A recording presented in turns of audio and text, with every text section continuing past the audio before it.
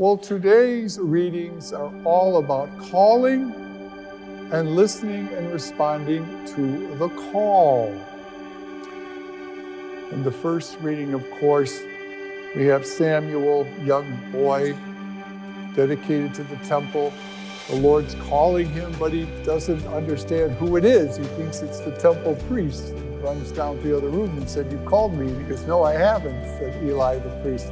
And back and forth that went until they figured out that it was the Lord that was calling him. And in today's gospel reading, John points out, he says, well, there's the Messiah. There he is. And so these two decided to accept that and go and accept that call and follow Jesus.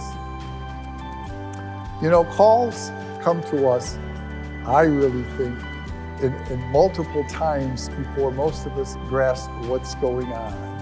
I really think that's true. This is not uncommon. It's more common than you think. I can think back in my calling to the priesthood. I was studying law down in Fayetteville, Arkansas, at the University of Arkansas. And I remember not at all thinking about being a priest when Mr. Skinner, the only Catholic on the faculty down there, he was the law librarian from Wisconsin. And Mr. Skinner, out of the blue one day, said to me, "Joe, you should consider being a priest. That should be your true calling." And I had no idea what to make of that. I thought to myself, he must not think I'll make much of a lawyer or something like this. But I remember that. And then I remember a number of months later having dinner with Mr. Bob Knowlton. Professor Bob Knowlton was a very large individual, much bigger than me. He was a veteran of World War II, a Marine. He was in the battle on the island of the Tinian campaign, and it was very bloody. He was also, when he came back from the war, he went back to the University of Iowa and played football. He has many stories, including the story about how Iowa lost to Michigan on the last play of the game, but you don't want to hear about Michigan football. We want to hear about Lions now.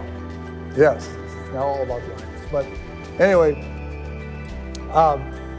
but he was an agnostic. He didn't go to church at all. And I remember having dinner with him, and out of the blue, he says, "Joe, you should consider being a priest. You're too nice to be a lawyer. And if you're going to be a priest, be a Jesuit. They're the smart ones." Well, I met some Jesuits. I'm not overly impressed. I think diocesan priesthood was the way to go. And that's the way it went. But it took a while. There were other people who told me this before I began to really think about it, you see? But that happens in our lives. All of us are called to different roles in the church. We are. Except that sometimes, we dismiss it or we don't think about it. For example, someone could say, you have a very good voice. You should consider being elected. Or someone else say, you're very devoted to Mass. Have you ever thought of being a Eucharistic minister? Or maybe you've thought maybe you could be an usher, or maybe you could be an altar server, or maybe you could make pierogi on Mondays, or join the men's club or the Knights. People will suggest that. And then oftentimes we'll dismiss it. But if we keep hearing it again and again, we might sit back and think, maybe this is what I'm being called to do. Maybe this is a role I can take up.